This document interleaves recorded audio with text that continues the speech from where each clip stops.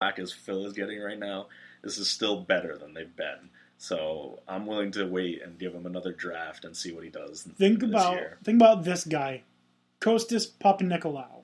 A lot of you are going to say, who? Yeah, Kostas Papanikolaou. All right, not only him, but how long did it take Ricky Rubio to actually get to the NBA after he was drafted? So going Euroball is not all that great. I mean, yeah, sometimes you'll get Manu Ginobili or you'll get, Kristaps Porzingis. The jury's still out on him. I'm not completely sold. I'm sold on him being a very solid pick. I think he's better than anyone except for,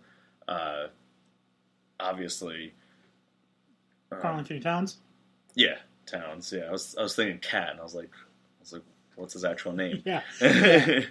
I think he's the best out of that draft, other than Cat. He's, he hasn't improved as much as he potentially could, but I think that's also, some of the issues with the Knicks internally. He needs to be given the opportunity to excel. He's not on a team devoid of superstars beside himself and Wiggins like Towns is.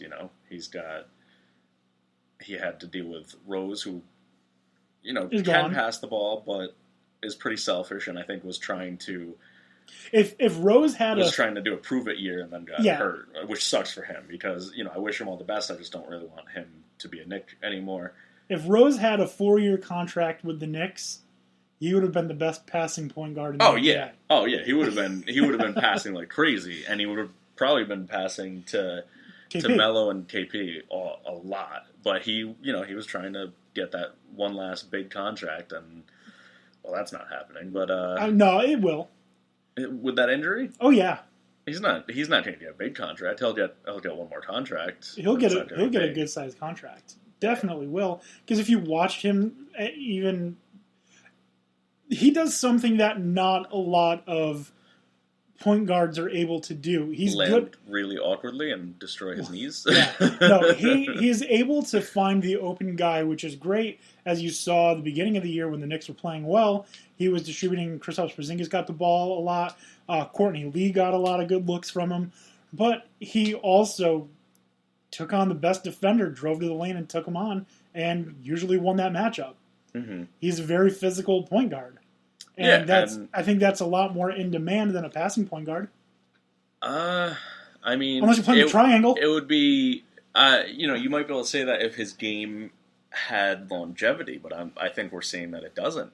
Well, how good is he when you're going to get to the postseason? He's not going to be there because he's going to be hurt. If he's got that 4-year contract, he's not going to be as physical unless he has to. He will pass it more. And if you get him to a team that already has the shooters, because he can make the three, but he'd prefer not to take it. He would prefer to either pass or drive to the lane. But when you're playing for a contract, you have to score. Do you also have to miss games with a no call, no show and do all that? Yeah, I mean, I don't. I'm just glad he's not going to be a Knick anymore. And it depends on where he goes. I think especially if a team that's going to be losing a superstar is able to get in contact with him, I think it's going to be really good for him. I think Indiana, they're going to be losing Paul George. If they're like, you know what, we're going to take this a completely different direction. We want Derrick Rose. What's it going to be to get you to play for the Pacers, Derrick Rose? And he says 3-year contract this much. They'll do it. I bet they would. The Bulls might take him back. He got a standing ovation. So I think there are, especially with, no Rajon Rondo wasn't a serious injury. I don't know what I was thinking. With Dwayne Wade, in the end of his career, I 100% can see that. The Spurs, imagine if he goes to the Spurs. How crazy would that be? Popovich could take care of him. Yeah, that I think that's an interesting scenario because I think he would certainly be more inclined to pass there because if you don't pass, you don't play, and that's what I like about Pop is that he enforces that. Whereas I'm willing to give Hornacek another year to see how he can be as a coach. But why even have a head coach though in New York? Why? Right when Phil's running both shows. I don't understand why isn't he just making Kurt Rambis the head coach? Well, because we tried that, and Rambis is a horrible coach, and the players hate him. Doesn't matter. You're not gonna do anything good with that. And as we've seen, Phil apparently doesn't know how to tank. So what's the point of being bad if you're going to be, just above where the best lottery picks are? I think having a head coach in New York is a waste of time, a waste of money. I think Phil needs to take a step back and just do the GM thing, which is what he or just coach signed on for, or just be the coach. I mean, I'd love him to actually be the coach because look at his track record. But doing this, pseudo half coaching thing and running training camps behind the coach's back, yeah, and probably giving directives through Rambis that might counter what the actual coach is saying. And if you're a player that's trying to stay on the team, who are you going to listen to? The guy that makes that decision or your coach? Right, exactly. And I don't think the big issue that I have with what he was doing with the Knicks, he might be a good front office guy, drafting Kristaps Porzingis. Adam Silver looks like an alien. We're watching the coverage of the lottery. Not that anything's going to happen for at least an hour, but he just looks like an alien. He does. Interject that. But back to... Yeah, but not that, Phil Jackson can't be a good front office guy because he's shown that he knows how to draft. He's shown that he knows the operations of basketball. The issue is he just doesn't know how to relate to the players. You can't call out your star player to the point where you make them want to leave, but they don't want to leave. Right, and if you're trying to trade someone, why are you going to reduce their trade value like that? I get that you don't want him there, but... Because he wants it to be Carmelo or him, and he wants to prove it's going to be him. I guess. I mean, Carmelo's, not entirely blameless either. He's certainly at fault for Mike D'Antoni leaving the head coaching job of the Knicks. The brother of the guy that we stole the name for the show from. Allegedly. Yeah, quote unquote, stole the name. But yes, no. And, Melo couldn't handle Jeremy Lin. No one can handle Jeremy Lin. Well, the hair, but, the playing, he was, why wouldn't you want a good point guard if you're... Because he's not. If you're a small forward. He was looking like one that season. Yeah, for 10 games. Yeah, but those 10 games were... Well, I don't think that was necessarily, a flash in the pan. I think he's shown that he's still a good player. He's not great, but he's good. And he was better than anything else that the Knicks had in their backcourt. Oh, definitely not. Who was better than him? Let's see. How long ago was it Jeremy Lin played with them? 3 years? 4? Let's see. Would they have Raymond Felton? Yeah, Raymond Felton is... Garbage. He's a fat little garbage man. He's not good. He's serviceable at best. No, they didn't. They amnestied Chauncey Billups before that. They did not have Chauncey Billups. Billups was gone before Lynn came about. They had no one in their backcourt. I'm going to look up that roster while we talk about this. Go for it. Anyways, that was when Melo was injured. Billups was gone by then. Right. So I just want to get your thoughts on the actual lottery itself, because I think it's garbage. Oh yeah, we discussed this in one of our earlier episodes, didn't we? That it's a very silly system. It's better than, I guess, just having it be straight up like the worst team gets the best pick, because then tanking would be happening even more. But it's not like it's stopping tanking, right? Do you want to stop tanking, or do you want parity? If you want parity, do the crazy system where you just cycle teams through. How many teams are there? 32? 30. 30? That's how often you're gonna get the top pick. And that would be weird. We'll see how that goes. Yeah, I don't know how you can still trade. Yeah, I don't know how much I like that though. You can still trade, but you get 1, 2, 3 through 30 year after year. So, that's how you get it to be, I think, the most fair.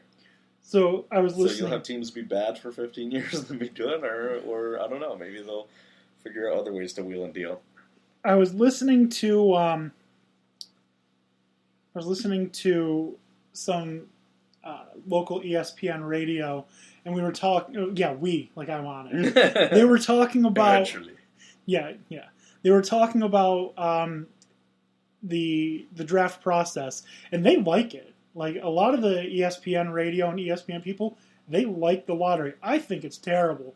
So I was trying to figure out. I was tweeting back and forth with a couple of the hosts about how I think it's a bad system. And they brought up, if they did it like every other sport, it would just incentivize teams to tank. So what? Every other sports league does it. It's tougher with other sports when it's not like, at most five guys that really matter, and then like some role players to a sixth man. I think it matters a lot more in the NBA because the rosters are so small. It's not going to matter as much in football because you could be the Browns and have top picks over and over again and still be bad. Although I still think that's changing. You could be the Bears because the Bears are now the Browns in my view. After that trade on draft night, the Bears are now the Browns. But I think you either say that we're stopping tanking or you let them tank. And instead they're like, we're quote unquote stopping tanking, but we're really not. If you want to avoid tanking, well, you can't avoid the tanking because teams are going to tank on purpose regardless. So here's something that I came up with that I think would be, beneficial. If you want to do this stupid lottery system, guarantee the 3 worst teams get the top 3 picks, and then lottery picks 4 through 10. Or you can do it like this. Just do it normal, however it happens, and then do this like super liberal system of the top team, the team that wins the NBA Finals, loses pick number 32, and it goes to a random team in the lottery. They just randomly select via lottery which team is going to get that second pick. Yeah, I don't know how valuable that is in the NBA. Again, I think that would be more valuable in a sport like football where there's a lot more players being, taken. What is it, like 60 players get drafted. Yeah, like 2 rounds. So I just really quickly, I just want to go over the guards that were on the 2011-2012 Knicks team. Yeah. Mike Bibby, past his prime. Great player, past his prime. Old as hell at that time. Past his prime is an understatement. He was so slow.